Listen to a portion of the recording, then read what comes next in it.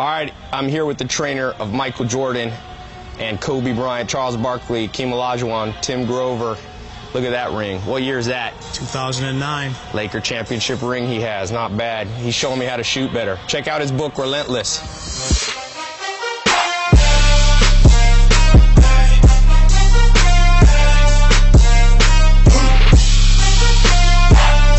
What do you think is the #1 thing you see recreational basketball players doing wrong?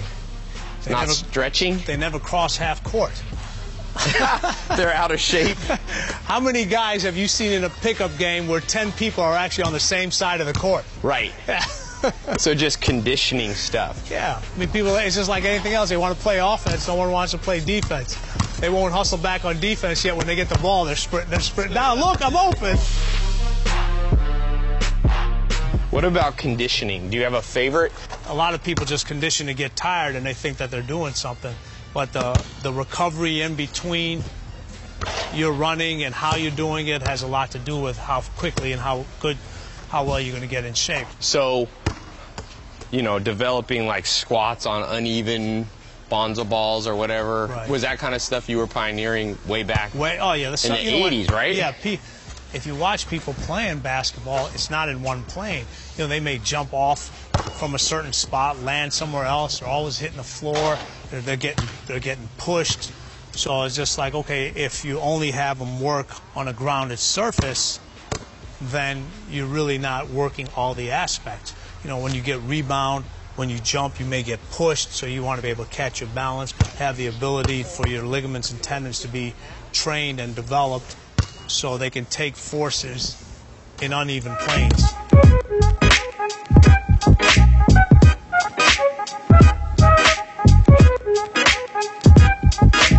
So what's the main trick for somebody increasing their vertical? People either think that it's only the legs, but you got to involve the whole body. You think of it like an accordion. An accordion is connected. When you take a spring, the farther you can pull it apart, and when you let go of it, the quicker it snaps together.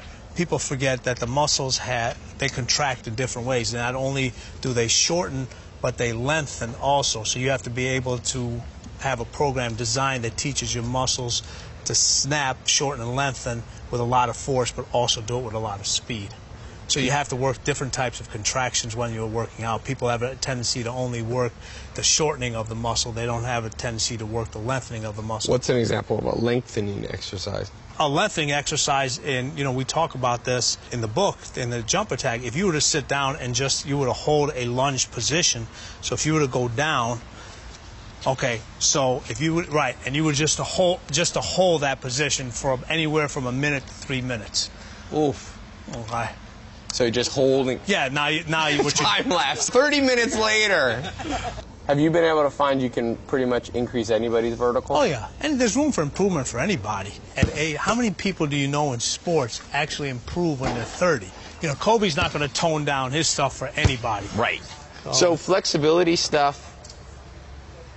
Most people. Now, flexibility in your sport. What happens is a lot of people think if you're overly flexible, you'll be better at your particular sport. You have to be flexible in the range of motion for your sport. Okay. So like being able to do the splits is not going to decrease your chances of getting injured. Because you never do the split motion. Right. You need to be flexible and be able to control that range of motion in whatever sports you do. Yeah.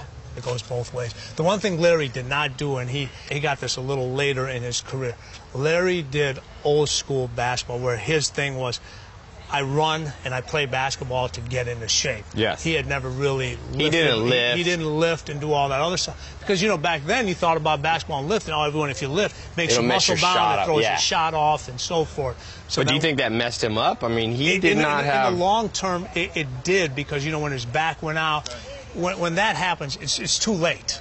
You just can't recover from it. And that's what we try to teach all the guys. The only way, if you have a proper program, you're not going to do if you're a basketball player, you can do MMA as part of your program, but that can't be your main. That can't be your main thing. If you're trying to be a cleaner or a top MMA person, you're not going to do a basketball routine. You can come in and shoot around and maybe mess around a little bit just to break up the monotony. But it can't be thing. And a lot of people they start to replace instead of add on. Like you'll see people, whatever the latest craze is, they'll say, okay, this is what I'm going to do.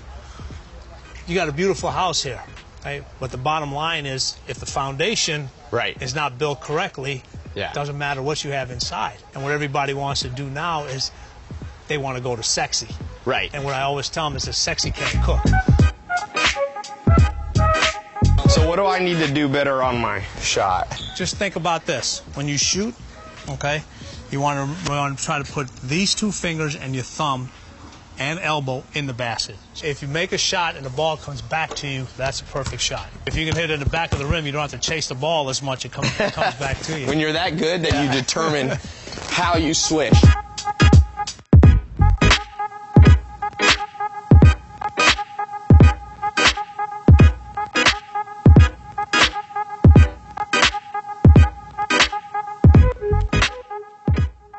Your shot's gotten so much better, see? It's from you. I guess I couldn't hire you away from Jordan.